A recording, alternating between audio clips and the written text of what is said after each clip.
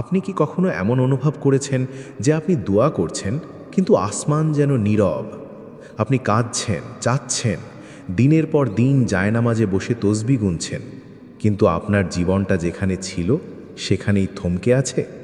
কখনো কি মনে প্রশ্ন জেগেছে, মহান আল্লাহ তো বলেছেন, তোমরা আমাকে ডাকো, আমি তোমাদের ডাকে সাড়া দেব, তবে আমার ডাক কেন তার আরশ পর্যন্ত পৌঁছাচ্ছে না? আমাদের অনেক ইবাদত, অনেক নামাজ, অনেক দান সদকা কি তবে বৃথা যাচ্ছে? প্রিয় দর্শক, আজ আমরা এমন 10টি মারাত্মক কারণ নিয়ে আলোচনা করব যা আপনার আর আপনার রবের মাঝে এক বিশাল দেয়াল হয়ে দাঁড়িয়ে আছে। ইনশাআল্লাহ আজ আমরা কোনো তত্ত্বকথা নয়, বরং হৃদয়ের গভীর থেকে কিছু সত্য অনুসন্ধান করব। স্বাগতম ইব্রা হুইসপারারে। চলুন আজ আমাদের ইবাদতের পথে বাধা হয়ে থাকা সেই দেওয়ালগুলো ভেঙে ফেলি। চলুন অনেক বছর পেছনে ফিরে যাই। বসরা নগরীর এক জনাকীর্ণ বাজার। প্রখ্যাত আধ্যাত্মিক সাধক ইব্রাহিম বিন আধাম সেই বাজার দিয়ে হেঁটে যাচ্ছিলেন। একদল মানুষ তাকে ঘিরে ধরল। তাদের চোখে মুখে বিষণ্ণতা। তারা বলল, হে শায়েখ, আমরা বছরের পর বছর ধরে আল্লাহ কাছে দোয়া করছি, কিন্তু আমাদের দোয়া কবুল হচ্ছে না। আল্লাহ কেন আমাদের নাকে সাড়া দিচ্ছেন না? ইব্রাহিম বিন আধাম মুচকি হাসলেন, কিন্তু তার হাসিতে ছিল এক অদ্ভুত বিষাদ। তিনি বললেন, তোমাদের দোয়া কবুল হবে কিভাবে? তোমাদের অন্তর তো 10টি কারণে মরে গেছে। আজকের ভিডিওতে আমরা সেই 10টি কারণ নিয়েই কথা বলবো, যা আধুনিক যুগে আমাদের ইবাদতকে অন্তঃসার শূন্য করে ফেলেছে। ইবাদত কবুল না হওয়ার প্রথম এবং প্রধান কারণ হলো হারাম উপার্জন বা হারাম খাদ্য। কল্পনা করুন, আপনি একটি অত্যন্ত দামি গাড়ি কিনেছেন, কিন্তু তার ফুয়েল ট্যাঙ্কে আপনি পেট্রোলের বদলে নোংরা নর্দমার পানি ঢেলেছেন। গাড়িটি কি চলবে? কখনোই না। আমাদের শরীরটাও ঠিক তেমনি। আমাদের ইবাদতের ফুয়েল হলো আমাদের খাদ্য। রাসূলুল্লাহ সাল্লাল্লাহু আলাইহি ওয়াসাল্লাম একবার এক ব্যক্তির কথা বর্ণনা করলেন, যে দীর্ঘ সফরে আছে, তার চুল উস্কো খুস্কো, ধুলোবালি মাখা শরীর।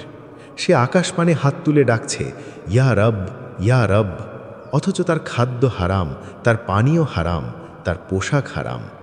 নবীজি প্রশ্ন করলেন, কিভাবে তার দোয়া কবুল হতে পারে? আমরা হয়তো মসজিদে বড় বড় দান করছি, 5 ওয়াক্ত নামাজও পড়ছি, কিন্তু আমাদের আয়ের উৎসে কি সুদের টাকা মিশে নেই?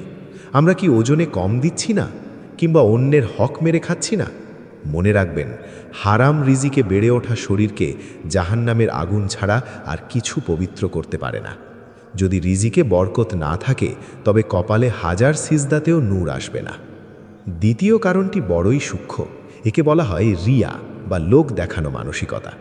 আমাদের বর্তমান যুগটা হলো শো অফ বা প্রদর্শনের যুগ। আমরা দান করি সেলফি তোলার জন্য, উমরায় যাই লাইভ করার জন্য, এমনকি তাহাজ্জুদ পড়েও স্ট্যাটাস দিই যাতে মানুষ জানে আমি কত বড় ইবাদতকারী। ইমাম ইবনুল কাইয়িম রাহিমাহুল্লাহ একটি চমৎকার কথা বলেছিলেন, লোক দেখানো ইবাদত হলো সেই মুসাফিরের মতো যে তার ব্যাগে পাথেয় হিসেবে পাথরের টুকরো ভরে নিয়েছে। ব্যাগটি অনেক ভারী দেখাচ্ছে, কিন্তু ক্ষুধার সময় তা কোনো কাজে আসবে না।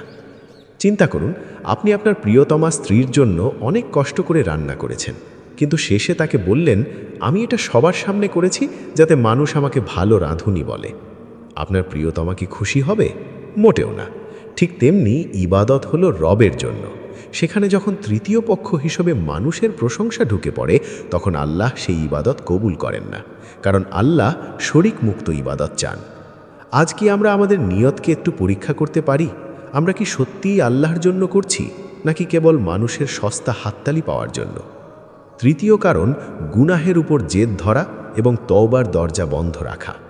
ইব্রাহিম বিন আধাম বসরাবাসীদের উদ্দেশ্যে বলেছিলেন, তোমরা আল্লাহ নেয়ামত ভোগ করো, কিন্তু কৃতজ্ঞতা প্রকাশ করো না। তোমরা জানো যে একদিন মরতে হবে, কিন্তু কবরের প্রস্তুতি নাও না।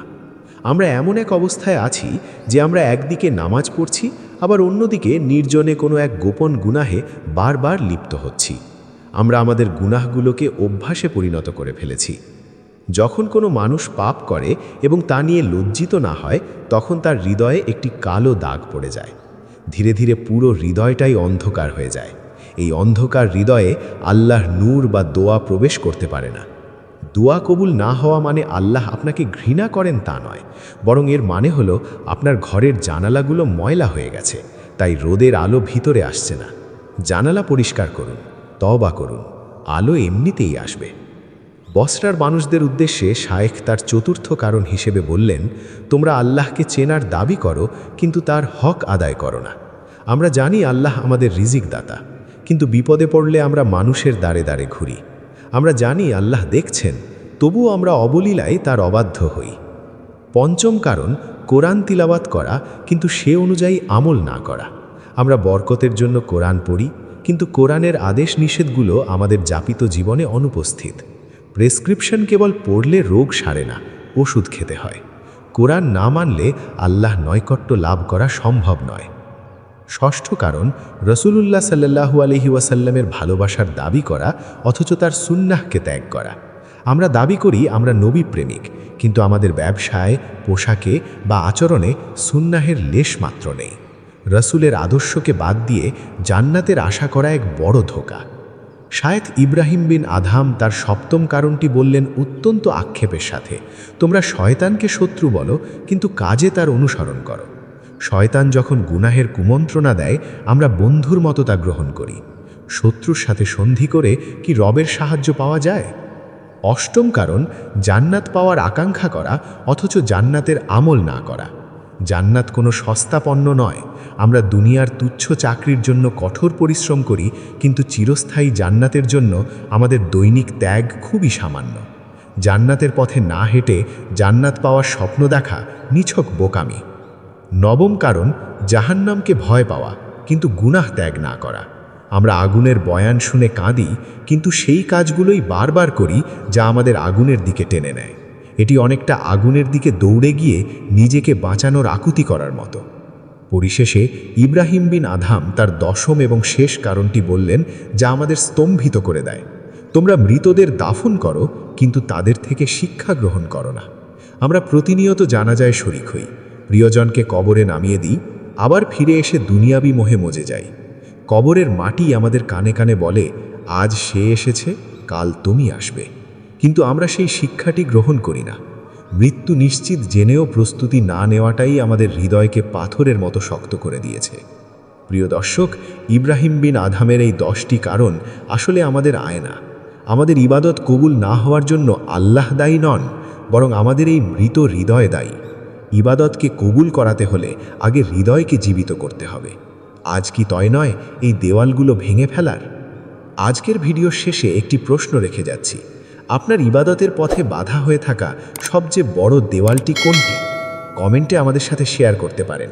মনে রাখবেন, সিজদায় ঝরানো এক ফোঁটা চোখের পানি আপনার জীবনের সব জট খুলে দেওয়ার জন্য যথেষ্ট।